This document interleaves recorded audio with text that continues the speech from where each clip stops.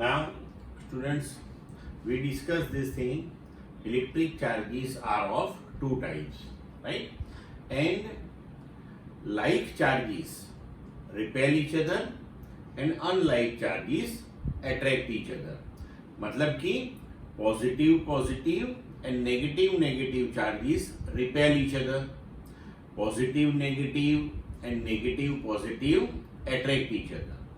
The scientist Coulomb calculated this force between two charges, and with the help of thousands of experimental observations, he suggested Coulomb's law, which give you the electric force prevailing between two stationary point-like charges. Coulomb's law says this thing: the electric force, which is also known as Coulombian force, between two stationary point charges is directly proportional to the product of their charge and inversely proportional to the square of its distance between them. This force is along the line joining to two charges.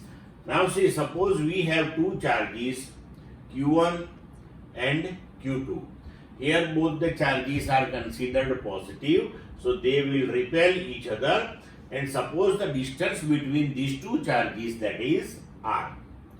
Now, as per Coulomb's law, the force between these two directly proportional to the product of magnitude of this charge and inversely proportional to the square of the distance between those two charges. So we can write F proportional to magnitude Q1 Q2 upon R square. Therefore we can write F equal to K Q1 Q2 upon R square, where K, that is the proportionality constant, and its value was calculated by Coulomb, so known as Coulomb's constant, and its value is 9 into 10 raised to 9 Newton meter square per Coulomb square, and in CGS its value, that is 1. Now in electrostatic, K is expressed by 1 upon 4 pi epsilon 0, where epsilon 0 is the permittivity of free space. Permittivity of free space, that is nothing but the measure of the response of free space to the electric field. यहाँ हम vacuum और free space लेते हैं, that is also considered as one medium. तो electric field जो है वो अलग अलग मीडियम में अलग अलग रिस्पॉन्स पाता है.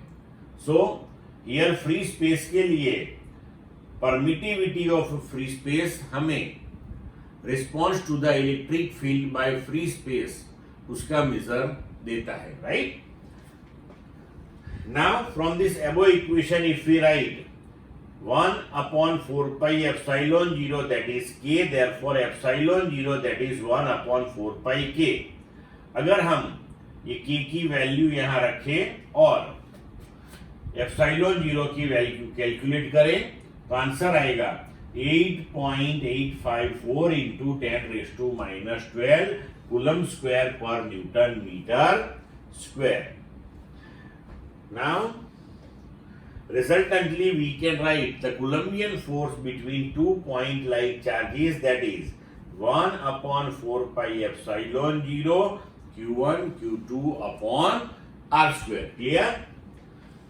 Now, say,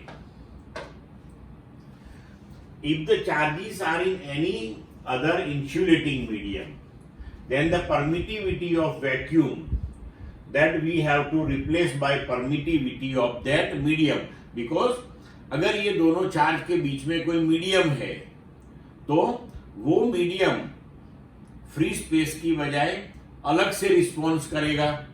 तो हमें permittivity of that particular medium लेना चाहिए यहाँ पे. तो अगर दोनों चार्ज के बीच में मीडियम है तो we can write force in the medium between these two charges, that is 1 upon 4 pi यहाँ epsilon 0 is replaced by epsilon Q1 Q2 upon R square. Now epsilon, that is what? So that is permittivity of that particular medium. अब epsilon upon epsilon 0 हम ले लें, right? So that is called relative permittivity of the medium, means permittivity of the medium with respect to permittivity of free space, and we can represent it as epsilon R. That is also known as dielectric constant of the medium. ये आपको याद रखना है, ठीक है? So from this equation you can write epsilon, that is, take this epsilon 0 on right hand side. So epsilon, that is epsilon 0 k. So यहाँ in this equation if we replace epsilon by epsilon 0 k, so force in the medium between these two charges, that we can write 1 upon 4 pi epsilon 0 k Q1 Q2 upon R square. तो अब देखो यहाँ पे ये जो portion है अपना, तो 1 upon 4 pi epsilon 0 Q1 Q2 upon R square, वो तो force in the free space था F. So we can write Fm, that is F by K. तो इसका मतलब ये हुआ कि अगर दोनों चार्ज के बीच में कोई मीडियम है जिसका डाइलेक्ट्रिक कांस्टेंट K है, then the force between those two charges becomes 1 upon K times than that in the vacuum. So यहाँ लिखा हमने कि the force between given charges held at a given distance apart in insulating medium is only 1 upon k times or kth part of the force between them in the vacuum. Clear बच्चों? अब देखो हमने आगे equation लिखा कि force in the medium, that is F by K. तो वो जो केस हमने डिस्कस किया उसमें हमने ऐसे कंसीडर किया था कि जो दो चार्जेस है हमारे, वो दोनों के बीच में जितनी भी स्पेस है, that entire space is filled by the medium. मतलब कि मानो कि दोनों चार्ज को हम पानी के अंदर डुबो देते हैं, तो ये हो गया कि दोनों चार्ज के बीच में पानी है, तो medium that is occupying entire space between two charges.